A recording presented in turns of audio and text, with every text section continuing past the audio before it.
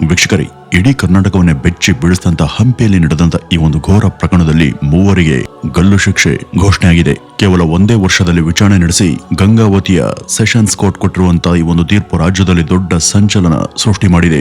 ಕಳೆದ 43 ವರ್ಷಗಳಿಂದನೂ ಕೂಡ ಯಾವ ಒಬ್ಬ ಅಪರಾಧಿಗೂ ಕರ್ನಾಟಕದಲ್ಲಿ ಗಲ್ಲು ಶಿಕ್ಷೆಯನ್ನ ವಿಧಿಸಿಲ್ಲ. ಬರೋಬ್ಬರಿ 43 ವರ್ಷಗಳ ಬಳಿಕ ಕೋರ್ಟ್ ಈ ರೀತಿ ಆದಂತಹ ಒಂದು ತೀರ್ಪನ್ನ ಕೊಟ್ಟಿದೆ. ಕರ್ನಾಟಕದ ಹಲವು ಜನ ಈ ಒಂದು ತೀರ್ಪನ್ನ ಸಂಭ್ರಮಿಸುತ್ತಿದ್ದಾರೆ. ಕೇವಲ ಕರ್ನಾಟಕ ಮಾತ್ರ ಅಲ್ಲ, ಇಸ್ರೇಲ್ ದೇಶದ ಪ್ರಜೆಗಳು ಕೂಡ ಇದನ್ನ ಸಂಭ್ರಮಿಸುತ್ತಿದ್ದಾರೆ. ಇಸ್ರೇಲ್ ದೇಶದವರು ಸಂಭ್ರಮಿಸುತ್ತಿದ್ದಾರಾ? ಇದ್ಯಾಕೆ ಅಂತ ನೀವು ಕೇಳಬಹುದು. ಬನ್ನಿ ವೀಕ್ಷಕರೇ, ಇವತ್ತಿನ ಈ ಒಂದು ವಿಡಿಯೋದಲ್ಲಿ ಇಡೀ ಭಾರತವನ್ನೇ ಬೆಚ್ಚಿ ಬೀಳಿಸಿದಂತ ಈ ಒಂದು ಪ್ರಕರಣದ ಬಗ್ಗೆ ತಿಳಿದುಕೊಳ್ಳೋಣ.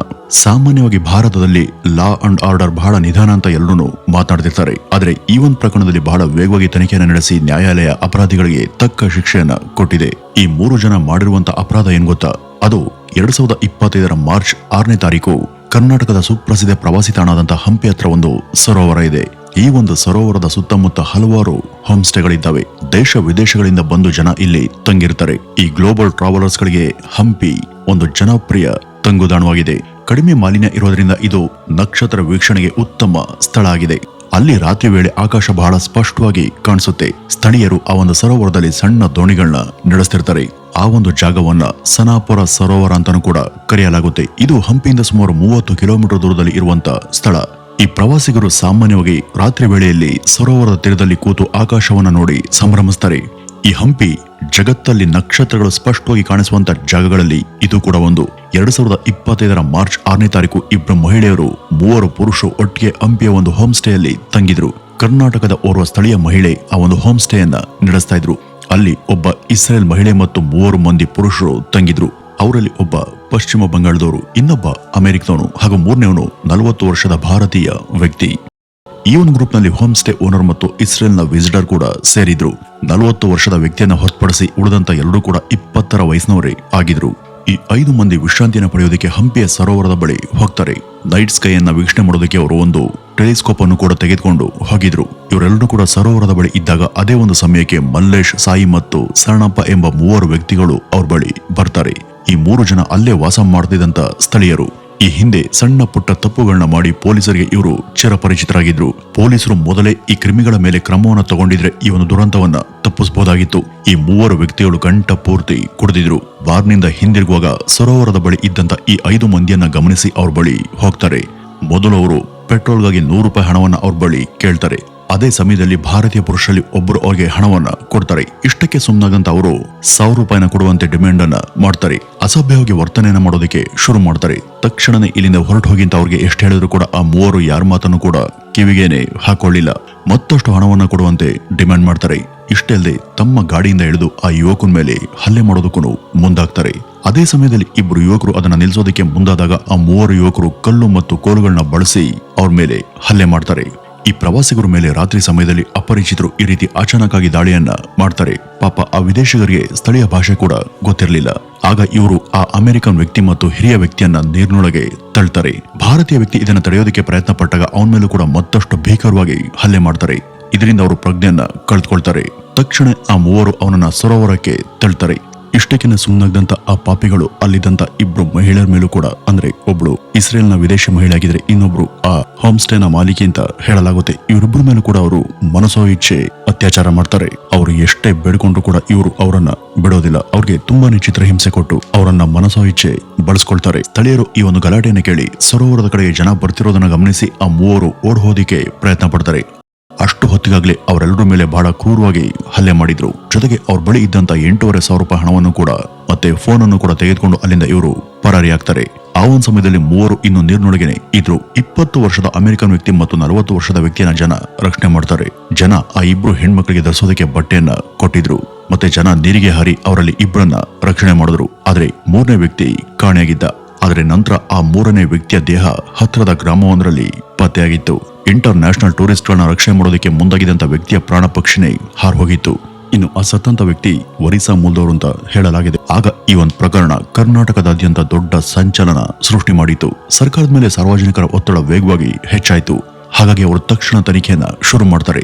ನಂತರ ಅದರಲ್ಲಿ ಇಬ್ಬರನ್ನ ಬಂಧಿಸಲಾಗುತ್ತೆ. ಆದರೆ ಆ 3ರಲ್ಲಿ ಒಬ್ಬ ಪರಾರಿಯಾಗಿದ್ದ. ಆಮೇಲೆ ಅವನನ್ನು ಕೂಡ ಬಂಧಿಸಲಾಗುತ್ತೆ. ಈ ಒಂದು ಘಟನೆಯಲ್ಲಿ ಒಬ್ಬ ವ್ಯಕ್ತಿ ತನ್ನ ಜೀವವನ್ನೇ ಕಳೆದುಕೊಂಡಿದ್ದ. ವೀಕ್ಷಕರೇ, ಒಂದ್ಸಾರಿ ಯೋಚಿಸ್ ನೋಡಿ, ಪಾಪ ಆ ಮಹಿಳೆಯರ ಮನಸ್ಥಿತಿ ಎಷ್ಟರ ಮಟ್ಟಿಗೆ ಘಾಸಿಯಾಗಿರ್ಬೋದು ಅಂತ. ಪ್ರವಾಸಿಗರ ಮೇಲೆ ದಾಳಿ ಮಾಡುವಂತ ಮೂಲಕ ಅವರು ಭಾರತದ ಪ್ರತಿಷ್ಠೆಗೆ ಹಾನಿಯನ್ನ ಮಾಡಿದ್ರು. ನ್ಯಾಯಾಲಯದಲ್ಲಿ ತಮ್ಮನ್ನ ತಾವು ರಕ್ಷಣೆ ಮಾಡಿಕೊಳ್ಳೋದಕ್ಕೆ ಅವರಿಗೆ ಸಂಪೂರ್ಣ ಅವಕಾಶವನ್ನ ಕೊಡ್ಲಾಯಿತು. ಅವರು ತಾವು ಬಡವರು ಮತ್ತೆ ನಾವು ಜೀವನದಲ್ಲಿ ತುಂಬಾ ಕಷ್ಟಗಳನ್ನ ಅನುಭವಿಸಿದ್ದೇವೆ ಅಂತ ವಾದಿಸಿದ್ರು. ಆದ್ರೆ ಇಂಥ ಕೃತ್ಯಗಳಿಗೆ ಬಡತನ ಒಂದು ರಕ್ಷಾ ಕವಚ ಆಗೋದಿಕ್ಕೆ ಸಾಧ್ಯ ಇಲ್ಲ. ಬಡತನ ಇಂಥ ಕೃತ್ಯಗಳಿಗೆ ಕಾರಣ ಆಗೋದಿಲ್ಲ. ಮರಣದಂಡನೆಯನ್ನು ತಪ್ಪಿಸ್ಕೊಳ್ಳೋದಕ್ಕೆ ಅವರು ಈ ರೀತಿಯ ಕಾರಣಗಳನ್ನ ನ್ಯಾಯಾಲಯದ ಮುಂದೆ ಇಟ್ಟು ವಾದವನ್ನ ಮಾಡಿದ್ರು. ತಮ್ಮ ಶಿಕ್ಷೆಯನ್ನ ಕಡಿಮೆ ಮಾಡಬೇಕು ಅಂತ ನ್ಯಾಯಾಲಯದ ಮುಂದೆ ಅವರು ಬೇಡ್ಕೊಂಡ್ರು. ಆದ್ರೆ ಅವರ ವಿರುದ್ಧವಾಗಿ ಬಹಳ ಸ್ಟ್ರಾಂಗ್ ಎವಿಡೆನ್ಸ್ ಗಳಿದ್ವು. ತಾವು ಮಾಡದಂತ ಆ ಘೋರ ಕೃತ್ಯಗಳ ಪರಿಣಾಮದಿಂದ ನ್ಯಾಯಾಲಯದಿಂದ ತಪ್ಪಿಸ್ಕೊಳ್ಳೋದಕ್ಕೆ ಅವರಿಗೆ ಸಾಧ್ಯ ಆಗ್ಲಿಲ್ಲ. ನ್ಯಾಯಾಧೀಶರ ಮುಂದೆ ತಮ್ಮ ಮೇಲೆ ದಯೆ ತೋರಿಸುವಂತೆ ಅವರು ಬೇಡ್ಕೊಂಡ್ರು. ಈ ಒಂದು ವಿಚಾರಣೆ 11 ತಿಂಗಳ ಕಾಲ ನಡೆಯಿತು. ಕೊಪ್ಪಳ ಜಿಲ್ಲಾ ನ್ಯಾಯಾಲಯ ಕಾನೂನನ್ನ ಕಟ್ಟುನಿಟ್ಟಾಗಿ ಪಾಲಿಸಿತ್ತು. ಇಂಥ ಅಪರಾಧಗಳನ್ನ ತಡೆಯೋದಕ್ಕೆ ನ್ಯಾಯಾಲಯ ಕಠಿಣ ಶಿಕ್ಷೆಯನ್ನ ವಿಧಿಸಿತ್ತು. ನ್ಯಾಯಾಧೀಶರು ಇದನ್ನ ಅಪರೂಪದಲ್ಲಿಯೇ ಅಪರೂಪದಂತ ರೇರೆಸ್ಟ್ ಆಫ್ ರೇರ್ ಪ್ರಕರಣ ಅಂತ ತೀರ್ಪನ್ನ ಕೊಟ್ಟಿದ್ರು. ಈ ಒಂದು ಪದವನ್ನು ಅತ್ಯಂತ ಭೀಕರ ಮತ್ತು ಯೋಜಿತ ಅಪರಾಧಗಳಿಗೆ ಬಳಸಲಾಗುತ್ತೆ. ಬಹುತೇಕ ಘಟನೆಗಳು ಕ್ಷಣಿಕ ಕೋಪದಲ್ಲಿ ಸಂಭವಿಸುತ್ತವೆ. ಈ ಜೈಲು ಶಿಕ್ಷೆಯನ್ನ ಕೆಲವು ಅಪರಾಧಿಗಳನ್ನ ಸುಧಾರಣೆ ಮಾಡೋದಕ್ಕೋಸ್ಕರ, ಆದರೆ ಕೆಲವು ಅಪರಾಧಿಗಳಿಗೆ ಈ ಯೋಗ್ಯತೆನೇ ಇರೋದಿಲ್ಲ. ಈ ತಮಿಳುನಾಡು ಮತ್ತು ಕೇರಳ ಗಡಿಯಲ್ಲಿ ಆದಂತ ಒಂದು ಪ್ರಕರಣ ನಿಮ್ಗೆ ನೆನಪಿರಬಹುದು. ಒಬ್ಬ ಮಹಿಳೆ ತನ್ನ ಪ್ರಿಯಕರಿಗೆ ಜ್ಯೂಸಲ್ಲಿ ವಿಷವನ್ನು ಬೆರೆಸಿ ಕೊಟ್ಟಿದ್ಲು. ಈ ಒಂದು ಪ್ರಕರಣವನ್ನು ಕೂಡ ಅಪರೂಪದಲ್ಲಿಯೇ ಅಪರೂಪವಾದಂತಹ ರೇರೆಸ್ಟ್ ಪ್ರಕರಣ ಅಂತ ಗುರುತಿಸಿ ಮರಣದಂಡನೆ ವಿಧಿಸಲಾಗಿತ್ತು. ಈ ಒಂದು ಪ್ರಕರಣದಲ್ಲೂ ಕೂಡ ನ್ಯಾಯಾಲಯ ಅದೇ ತೀರ್ಪನ್ನ ತಗೊಂಡಿದೆ.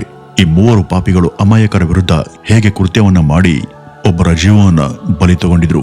ಈ ಒಂದು ಅಪರಾಧ ಕಳ್ಳತನದಿಂದ ಶುರುವಾಗಿ ನಂತರ ಹಿಂಸೆ ಮತ್ತು ಅಶಾಂತಿಗೆ ಕಾರಣ ಆಗಿತ್ತು. ಅವರು ಒಬ್ಬರ ಜೀವವನ್ನೇ ಕಿತ್ಕೊಂಡಿದ್ರು ಮತ್ತೆ ಮಹಿಳೆಯರ ಮೇಲೆ ದೌರ್ಜನ್ಯವನ್ನ ಮಾಡಿದ್ರು. ಎಲ್ಲ ಆರೋಪಗಳನ್ನ ಪರಿಗಣಿಸಿ ನಂತರ ಕೋರ್ಟ್ 3ಗೆ ಮರಣದಂಡನೆ ಶಿಕ್ಷೆಯನ್ನ ವಿಧಿಸಿದೆ. ಆದ್ರೆ ಕಾನೂನು ಪ್ರಕ್ರಿಯೆಗಳು ಇನ್ನೂ ಕೂಡ ಮುಂದುವರಿತವೆ. ಅವರು ಹೈಕೋರ್ಟ್ಗೆ ಮೇಲ್ಮನವಿಯನ್ನ ಸಲ್ಲಿಸ್ತಾರೆ ಅಥವಾ ಕ್ಷಮೆಯಾಚನೆ ಸಲ್ಲಿಸಬಹುದು. ಆದ್ರೆ ಇದು ನ್ಯಾಯದ ಒಂದು ಮಹತ್ವದ ಹೆಜ್ಜೆ ಆಗಿದೆ. ನಾವೆಲ್ಲರೂ ಕೂಡ ಸಾಮಾನ್ಯವಾಗಿ ಅಪರಾಧಗಳು ಆದಾಗ ಮಾತ್ರ ಮಾತನಾಡ್ತೀವಿ. ಆದ್ರೆ ಕೊಟ್ಟಂತ ನ್ಯಾಯದ ಬಗ್ಗೆ ಕೂಡ ನಾವು ಮಾತನಾಡಬೇಕು.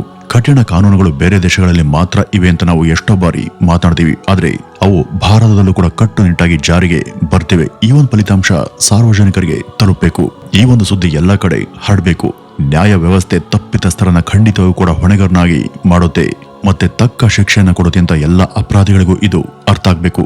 ಆಗ್ಲಾದ್ರೂ ಇಂಥ ಕೃತ್ಯಗಳು ಕಡಿಮೆ ಆಗಬಹುದು. ಆದ್ರೆ ಇಲ್ಲಿ ಕೆಲವ್ರನ್ನ ಕಾಡುವಂತ ಪ್ರಶ್ನೆ ಏನು ಅಂದ್ರೆ, ಅವ್ರಿಗೆ ಮರಣದಂಡನೆ ಶಿಕ್ಷೆ ಪ್ರಕಟ ಆದ ತಕ್ಷಣ ಅವ್ರನ್ನ ಗಲ್ಲಿಗೇರಿಸ್ತಾರ? ಖಂಡಿತ ಇಲ್ಲ. ಯಾಕೆಂದ್ರೆ ನಮ್ಮ ಕರ್ನಾಟಕದ ಇತಿಹಾಸವನ್ನ ತೆಗೆದು ನೋಡಿದ್ರೆ ಕಳೆದ 43 ವರ್ಷಗಳಿಂದ ಯಾರೊಬ್ಬರನ್ನು ಕೂಡ ಗಲ್ಲಿಗೆ ಏರಿಸಿಲ್ಲ. ಏಕೆಂದ್ರೆ ಕೆಳ ಹಂತದ ನ್ಯಾಯಾಲಯ ಕೊಡುವಂತ ತೀರ್ಪು ಕೇವಲ ಅದು ಕೊನೆ ತೀರ್ಪಲ್ಲ, ಅದು ಮೊದಲ ಹೆಜ್ಜೆ ಅಷ್ಟೇ. ಇವ್ರಿಗೆ ಗಲ್ಲು ಶಿಕ್ಷೆ ತೀರ್ಪು ಪ್ರಕಟ ಆದ ತಕ್ಷಣ ಏನು ಅವರನ್ನ ನೇರವಾಗಿ ನೇಣಿಗೇರಿಸೋಲ್ಲ. ಅದಕ್ಕೆ ಸಾಕಷ್ಟು ಪ್ರಕ್ರಿಯೆಗಳು ಕೂಡ ಇದ್ದಾವೆ. ಭಾರತೀಯ ನಾಗರಿಕ ಸುರಕ್ಷಾ ಸಂಹಿತೆ ಅಂದ್ರೆ BNSS ಪ್ರಕಾರ ಸೆಷನ್ ನ್ಯಾಯಾಲಯ ಗಲ್ಲು ಶಿಕ್ಷೆನ ವಿಧಿಸಿದ ತಕ್ಷಣ ಆ ಇಡೀ ಪ್ರಕರಣದ ದಾಖಲೆಗಳನ್ನ ಕಡ್ಡಾಯವಾಗಿ ಕರ್ನಾಟಕದ ಹೈಕೋರ್ಟ್ಗೆ ದೃಢೀಕರಣಕ್ಕಾಗಿ ಕಳಿಸಬೇಕಾಗುತ್ತೆ. ಇದನ್ನ ಆಟೋಮ್ಯಾಟಿಕ್ ರೆಫರೆನ್ಸ್ ಅಂತ ಕರೀತಾರೆ. ಹೈಕೋರ್ಟ್ನ 2 ನ್ಯಾಯಾಧೀಶರ ಪೀಠ ಈ ಒಂದು ಪ್ರಕರಣವನ್ನ ಮೊದಲಿಂದಲೂ ಕೂಡ ಮರುಪರಿಶೀಲನೆ ಮಾಡಿ ಪ್ರಾಸಿಕ್ಯೂಷನ್ ಮತ್ತು ಆರೋಪಿಗಳ ವಕೀಲರ ವಾದ ಪ್ರತಿವಾದನ ಮತ್ತೆ ಆಲಿಸುತ್ತೆ. ಈ ಒಂದು ಹಂತದಲ್ಲಿ ಹೈಕೋರ್ಟ್ಗೆ 3 ಆಯ್ಕೆಗಳು ಇರ್ತವೆ. ನಂತರ ಇಲ್ಲಿ ಈ ಒಂದು ಶಿಕ್ಷೆ ಜೀವಾವಧಿ ಶಿಕ್ಷೆಯಾಗಿ ಪರಿವರ್ತನೆ ಆಗಬಹುದು ಅಥವಾ ಸಾಕ್ಷ್ಯಾಧಾರದ ಕೊರತೆ ಇಲ್ಲದೆ ಆರೋಪಿಗಳನ್ನ ಬಿಡುಗಡೆ ಕೂಡ ಮಾಡಬಹುದು. ಈ ಒಂದು ಪ್ರಕ್ರಿಯೆ ಮುಗಿಯೋದಕ್ಕೆ ಕನಿಷ್ಠ 6 ರಿಂದ 2 ವರ್ಷಗಳೇ ಬೇಕಾಗ್ತವೆ. ಅಲ್ಲಿವರೆಗೂ ಗಲ್ಲು ಶಿಕ್ಷೆ ಜಾರಿಯಾಗೋದಿಲ್ಲ. ಇನ್ನು ಇಲ್ಲೇನಾದ್ರೂ ಶಿಕ್ಷೆ ಆಯ್ತು ಅಂದ್ರೆ ಮತ್ತೆ ಸುಪ್ರೀಂ ಕೋರ್ಟ್ ಅಂಗಳಕ್ಕೂ ಕೂಡ ಇದು ಹೋಗುತ್ತೆ. ಅಲ್ಲೂ ಕೂಡ ಇವರಿಗೆ ಗಲ್ಲು ಶಿಕ್ಷೆ ಆದ್ರೆ ಅಲ್ಲಿ ಅಪರಾಧಿಗಳು ರಿವ್ಯೂ ಪಿಟಿಷನ್ ಅಂದ್ರೆ ಮರುಪರಿಶೀಲನೆ ಅರ್ಜಿಯನ್ನು ಕೂಡ ಸಲ್ಲಿಸಬಹುದು. ಅದು ತಿರಸ್ಕೃತ ಆದ್ರೆ ಕೊನೆ ಆಸ್ತವಾಗಿ ಕ್ಯುರೇಟಿವ್ ಪಿಟಿಷನ್ ಹಾಕೋದಕ್ಕೆ ಅವರಿಗೆ ಅವಕಾಶ ಇದೆ. ಈ ಎಲ್ಲಾ ನ್ಯಾಯಾಂಗ ಪ್ರಕ್ರಿಯೆ ಮುಗಿಯೋದಕ್ಕೆ ಅವರಿಗೆ 5 ರಿಂದ 10 ವರ್ಷ ಅಥವಾ ಅದಕ್ಕಿಂತ ಹೆಚ್ಚು ಸಮಯ ಆಗಬಹುದು. ಇದಷ್ಟಲ್ಲದೆ ರಾಷ್ಟ್ರಪತಿ ಮತ್ತು ರಾಜ್ಯಪಾಲರ ಕ್ಷಮಾದಾನ ಕೂಡ ಅವರಿಗೆ ಸಿಗೋ ಚಾನ್ಸ್ ಇರುತ್ತೆ. ಈ ಇಷ್ಟು ಪ್ರಕ್ರಿಯೆಯಲ್ಲಿ ಯಾವ್ದಾದ್ರು ಒಂದರಲ್ಲಿ ಅವರಿಗೆ ಗೆಲುವು ಸಿಕ್ಕಿದ್ರೆ ಅದು ಗಲ್ಲು ಶಿಕ್ಷೆಯಿಂದ ಜೀವಾವಧಿ ಶಿಕ್ಷೆ ಆಗುವಂತ ಸಾಧ್ಯತೆ ಹೆಚ್ಚಿರುತ್ತೆ. ಇದೇ ಕಾರಣಕ್ಕೆ ನಮ್ಮ ಕರ್ನಾಟಕದಲ್ಲಿ 43 ವರ್ಷಗಳಿಂದ ಯಾರನ್ನು ಕೂಡ ಗಲ್ಲಿಗೆ ಹಾಕಿಲ್ಲ.